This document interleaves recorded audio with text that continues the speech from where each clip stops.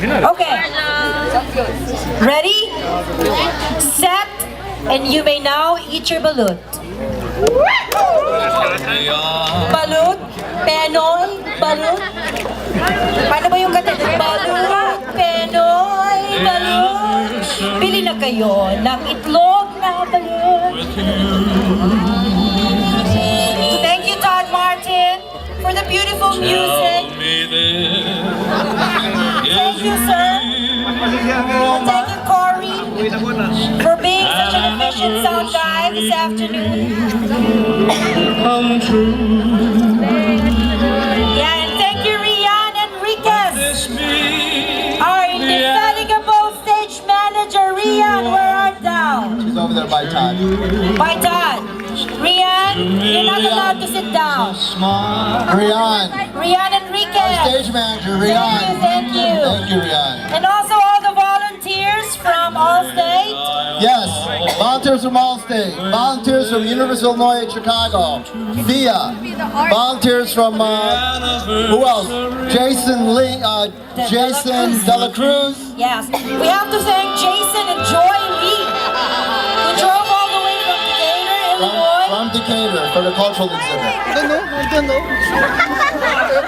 Alright, so lahat ng mga nanonood dyan sa kumakain ng balot, naglalaway-laway na kayo dyan. Bumili na kayo ng balot mamaya. Kasi ang balot, pampalakas ng... Ay, ang galing. See, they know it. I also want to announce the winner for Leah Sophia. It is Crystal Vicencio. Crystal Vicencio, congratulations, you are the winner. And you'll see Miss Odina Julaz right here. All right. Thank you, Leah. Thank you. Oh, Dina's going to go to the booth, so congratulations, Crystal. All right. So they're savoring the balut. They're sipping the soup from the balut. They're kissing the duckling. Feathers, where's the feathers? Okay. They're playing with the feathers. Balut. They're kissing the embryo. Jonathan. They're appreciating life, half-formed life, and it's all in all its deliciousness. It's a fertilized duck egg. Loving a fertilized duck egg the only way a Filipino can. Yes. You'll never see duck the same way again. Have you done No. Have you done the look? Okay, good. Yes. Make it lovely. Make it sexy. Make it wonderful. You guys look so serious over there judging your balut. Make sure to smile. Meg, serious na serious. Looks like one of the dancers from Project 39 is representing. How's he doing, guys? Is he enjoying it? Project 39, next year you're going to join the contest. Eating balut. Yes. If you want to dance again, you have to join the eating balut contest. Yes.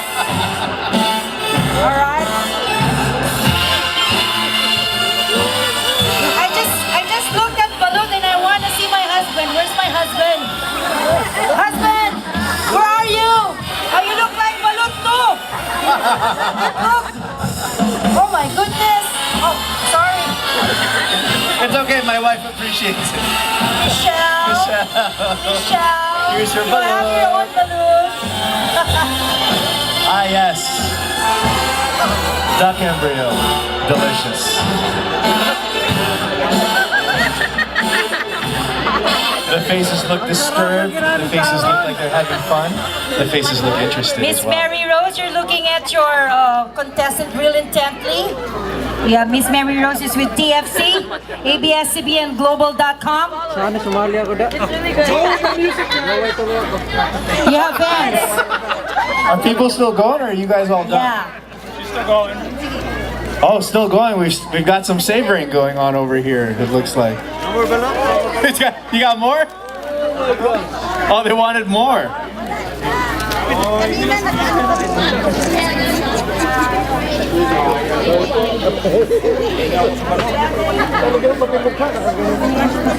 Wait, I gotta drink the vinegar. Cheers.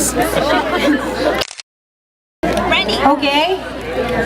So malapit na ba silang matapos kumain ng balot? It looks like they're Kupos collecting na a ba ang lot of balot? it. They're Okay. licking their fingers, Yes. licking their lips. Okay, make sure you brush your teeth. Okay. All your teeth. Everywhere you Alright, go, and brush while your we're waiting for the judges to come up with a verdict of who won the art of eating balut, we're gonna pass to anywhere in the Philippines, courtesy of